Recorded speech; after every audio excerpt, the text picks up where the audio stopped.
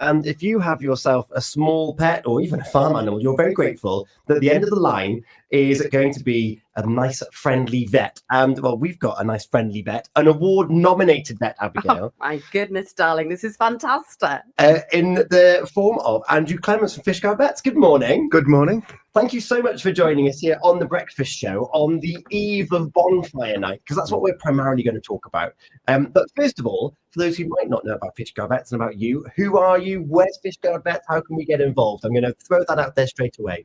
Yeah, we're based in Fishguard. We cover people's pets, farm, equine, and we built a new premises 10 years ago, and we actually just celebrated our 10-year anniversary in that building. Congratulations. Yeah, and that has transformed what we can offer people, and we've managed to remain, we're independent, which is unusual even in Pembrokeshire nowadays, and we're not part of any group, and we're family run. My son works as a vet in the business as well, and my wife and daughter both are involved in the other aspects of running a business. I love that so much. I've only ever heard good things about Fishguard Vets, so you're doing a great job. Just keep doing what you're doing. Yeah, we tried to mix the old James Herriot feel of the, that very homely feel, but technologically we tried to stay, with the curve and offer everything that can be offered. And I imagine expanding into a brand new building, that must have been quite a big leap of faith in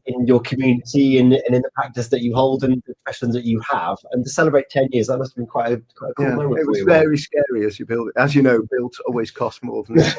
Yes. They take longer than what they're going to say. And there were some scary moments, but then you look back and just so glad you made that move at the time. 10 years on, I mean, something's working, isn't it? And how many vets have you got at the surgery now?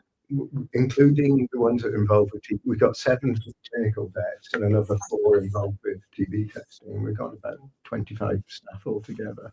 So it's sort of growing very quickly, really. And that's really cool. And of course, in Fishguard, that's a big employer then. In Fishguard. Suddenly becoming a big single employer, Yeah. And we've been chatting all morning. It's Bonfire Night. I know that a lot of displays have already taken place over the weekend. However, those of us that have pets, listeners of The Breakfast Show will be very aware that we've got Mini Moon Pig. We do indeed. Abigail, you've got your own little long-legged thing now. A lolloping Wardenese we have. So her name's Cleo, and she's 4 months. 4 months. And this time of year, a lot of pet owners, whether it be dogs or cats or other things, they get really anxious about the fact that there's going to be colourful explosives going off in the sky for Bonfire Night. And pets don't really know what's going on, do they? No, and I think and it's important from an owner's point of view to try and keep it that way as well. It's really important that you don't, dogs particularly and horses will pick that sort of vibe or feeling off yourselves. So if you are actually showing nervousness yourselves, it'll actually transmit to the pet and they'll know. So what I would recommend, it's worth taking a dog for a good walk, tire them out, give them some food, and then you want to actually create the mood. You want the curtains drawn, background TV or music, but something you normally have. And you don't want to hide them in a room they're not normally in, because again, immediately they think, why put me in here? Why am I in trouble? Why am I in the bedroom? So you almost have the mood lighting, the music. That's good. Yeah. You'll do this now, and your partner will come home and think it's Valentine's. What's going on here? It's all right, it's Bonfire Night, not Valentine's. It's for the dog. It's for the dog, I love that. Walking home is like, it's not for you, love. So it's quite. Today's actually Common Sense Day as well, and I suppose it is that common sense. Apparently, not that Ronnie believes that. There's quite a few people outside, not with their lights on at the moment. It's a bit dark and a bit dreary. Just throwing that out there. But it is that common sense. If we were afraid of something, what would we want to do in that situation? I suppose creating that vibe that we've been using this morning is key to that. It is, and I think then. Obviously certain loud bangs are going to disturb them, but if they're in that mood and they release their own, like their endorphins, which are like your relaxing hormones, and if you've got those flowing around the body, they will relax.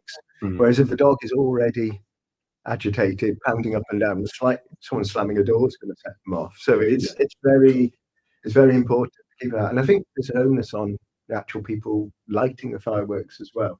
Yeah, if you have got neighbours and you obviously a display you know about, but if you aren't intending to have your own display homes, to let your immediate neighbours know. And the other one is horses. I've stitched up horses and bolted into fences. We had someone think he lost his foal a couple of years ago, and it was purely. And quite often you can move a horse, or if it's going to be close to where it is, as long as you know it's going to happen. It's actually too late or too dangerous once things have started to get involved.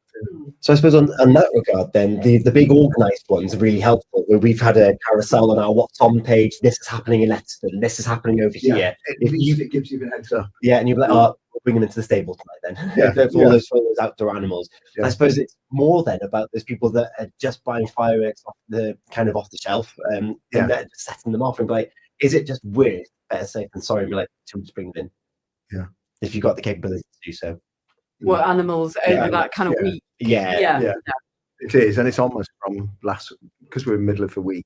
Last weekend to next weekend. Because there's displays, but Milford have their extravaganza on Saturday. It's amazing. There's some displays taking place tomorrow, actually on Bonfire night, but there's other displays that are advertised for the 7th. So there really is a 7-day worth of displays going on at the moment. Lazy Minnie, does not care.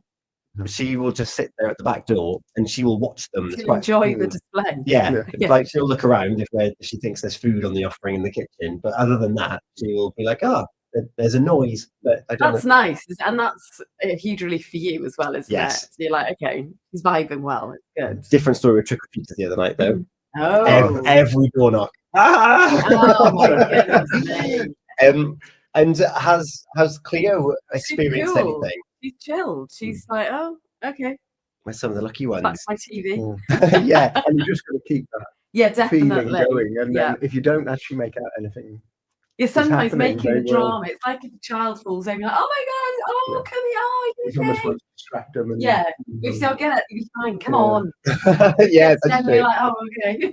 Because we do have, for the animals that do get really reactive, there are sort of medications about, anything from like herbal calmers, which they are fairly, they're moderately effective and they're fairly innocuous, as in, and then we don't overly want people to be using strong essentially, which you're almost not addressing the underlying issue. But we are there for the cases that do need them, but you're not trying to recommend those. As a standard thing, really. Romantic settings. That's what we're aiming for. I love that. Alfie's watching us a moment, as is Dave. Simple message: Fishguard Vets are the best. I wonder how Sprocket gets on during fireworks season, because Sprocket goes everywhere with Dave. Sprocket, you may even. I reckon it'll be super cool. I think Sprocket will be all right actually as well. What about your experience with your animals? Mine have always been, very good. They've just, we've not made a big thing of it, and they haven't. And I don't think we've ever been that close to where we haven't had them firing off next door or something like that, which helps. It does help. Just admire them from a distance of their faint pop in miles away. The first dog was a rescued deaf Dalmatian. He loved it. You can hear him banging it. Loved watching the lights in the sky. It's quite oblivious. Like the cheat code, isn't it? So there you go. If you've got any issues, and the next couple of minute or two, if you've got a question for Andrew, then we'll see if we can field them to him. But we can't let you go without congratulating you on your nomination for a Pet Plan Award. Give us more details as to what you've been nominated for and how this has come about. It's set up by Pet Plan, which is one of the bigger insurance companies, and basically the nominations have come from clients. So it is lovely to be nominated by clients rather than sort of any other body. You sponsoring yourself. I think personally it does, but I think it also reflects on our team of vets, nurses, and support staff as well. It is very much a team effort. You can't do what you're doing without everyone else behind you as well. And I hope it sort of reflects our sort of independent family vibe that we've got at the practice as well. 100%. I've only ever heard good things, and I think it's really lovely and wonderful that it's the clients that have nominated you. There's something really special about that, isn't there? It is nice. It's nicer than an industry-led award because it's more it's more personal. Yeah. I was really happy for you. Do you know who made the nomination, or is it? I've got an idea. Yeah. Okay. Oh, that's so great. And when do you find out whether you're a winner or not? It's sometime next month. This month. This month, in November already. Yeah. Oh, well, our fingers are crossed for you. I think it's marvellous, the fact that you've taken this family-run business, you've developed it, you've enhanced it, you've got people travelling from all over to be involved with Fishguard Vets. If someone's thinking about having a vet, or they have a pet already, how can they get involved, and give us an overview of the services that you offer? We offer, we're one of a few practices actually offers a 24-hour service now. Most of the other practices in Pembrokeshire have opted out, and their out of hours is done in Carmarthen, which we've always thought it's too far to expect people to go with a sick animal. But we've had to limit our out of hours to our registered clients and holidaymakers in the area, sort of thing. Otherwise, we've been inundated. But again, it's hard to pursue, as I wouldn't want to drive that distance and what have you. So we've sort of we've kept it as that, and that is open to all our registered and active clients. So basically, you've got to be clients that are coming in and wow, that's great. It is a big thing, really. Yeah, because there's nothing worse. Like with human as an issue, you dial 999. When it's an animal, you think I don't know what to do. I don't know what to turn. Yeah. If you're registered with yourselves, you know that there's someone at the end of the line. There's someone there, and and you will be seen. You won't have a 5-hour wait in A&E. not normally anyway. And if people want to find out more about Fishguard Vets in general, and how can they find out more about you? Probably the easiest way is visit our website, and you can make your registration inquiries, to become a client there. Oh, brilliant! And then easy. we can take it from there. We can take it from there then. Amazing. And then, just in summary, then for those that might have tuned in with their pets now and they've missed that little bit of advice with the fireworks coming, give us the headlines as to how we can keep our pets nice and calm over the next coming days with potentially more fireworks being set off in the neighbourhoods. I think the main thing is creating that warm vibe in the house, tiring them out beforehand. Give me a big meal, get the log burner going, mood music on, and away. Scented candles. Candles, those petals. Can't wait for bonfire night. Andrew, thank you so much for coming down and joining us live in the studio here ahead of bonfire night tomorrow and ahead of your awards evening, whenever that may be. Please let us know how you get on. And be safe on the travels back, because the roads are looking a little bit wet and a little bit. Listen to your forecast. I'm glad I made it. We bought the boat. How did I get here? Andrew, even though you've been here for half an hour, I haven't asked you. I'm going to put you on the spot. What's your favourite song? Oh, God. I know. Hardest question of the whole morning. That depends. It depends on the mood as well. Depends on the vibe. Is it romantic or not? I'll tell you what, we'll try and put that on in just a moment. We're going to have our Watts ons of the Pembrokeshire Coast National Park. We're going to have a think off there and a little traffic update to make sure that we can get Andrew home safe and sound. It's 20 minutes past 8 o'clock. We've got our celebrations around the corner. The whoops and cheers heading your way, as well as brand new Unscramble. That's going to be on our Facebook page. Andrew, once again, thank you so much for joining us. Thank you. We are Pure West Radio. Deals galore and more at Rome